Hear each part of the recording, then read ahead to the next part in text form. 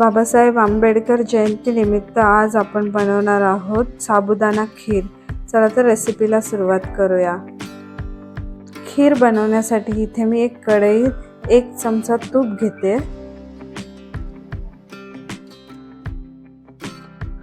आणि इथे मी पाव वाटी ड्रायफ्रूट घेतलेले आहेत। ते लहान मोठे असे तुकडे करून घेतलेले आहेत। तुम्ही तुमच्या आवडीनुसार इथे ड्रायफ्रूट घेऊ शकता।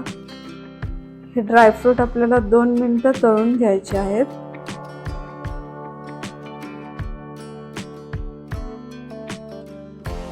मंद आचेवर मी हे ड्रायफ्रूट 2 मिनिटं तळून घेतलेले आहेत। ड्रायफ्रूट तळून झालेले आहेत। आता हे आपण एका भांड्यात बाजूला काढून घेऊया।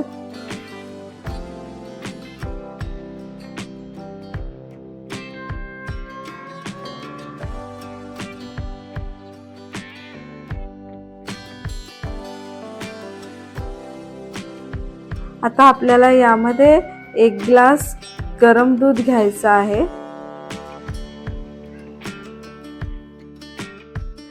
आणि त्याच ग्लासाने इथे मी 1 ग्लास पाणी घेते।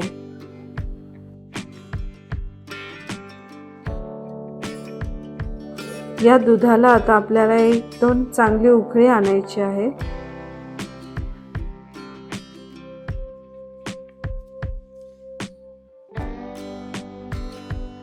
दुधाला छान उकळी आली आहे।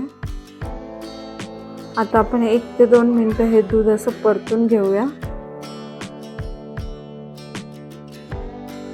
आता यामध्ये मी 5 ते 6 तास भिजत घातलेले साबुदाणे 1 कप घेत आहे। आता हे साबुदाणे पण आपल्याला 1 ते 2 बॉईल येईपर्यंत उकळून घ्यायचं आहे। गॅसची फ्लेम हाय ठेवायची।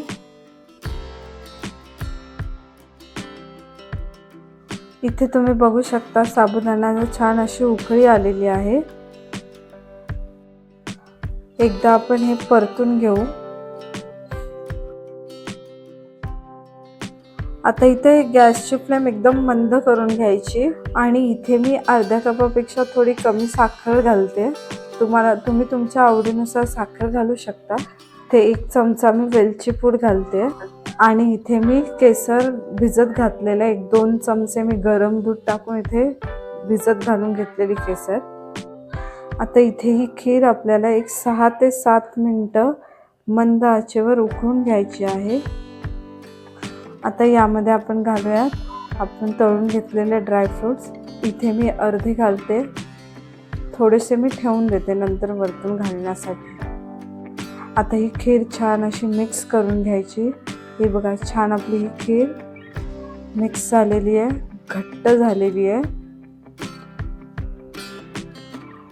तुम्ही बघू शकता छान अशी ही खीर आपली तयार आहे। तर करून बघा अशी ही खीर आणि मला कमेंटमध्ये कळवा की कशी झाली। पुन्हा भेटू अशाच एक नवीन व्हिडिओमध्ये। धन्यवाद।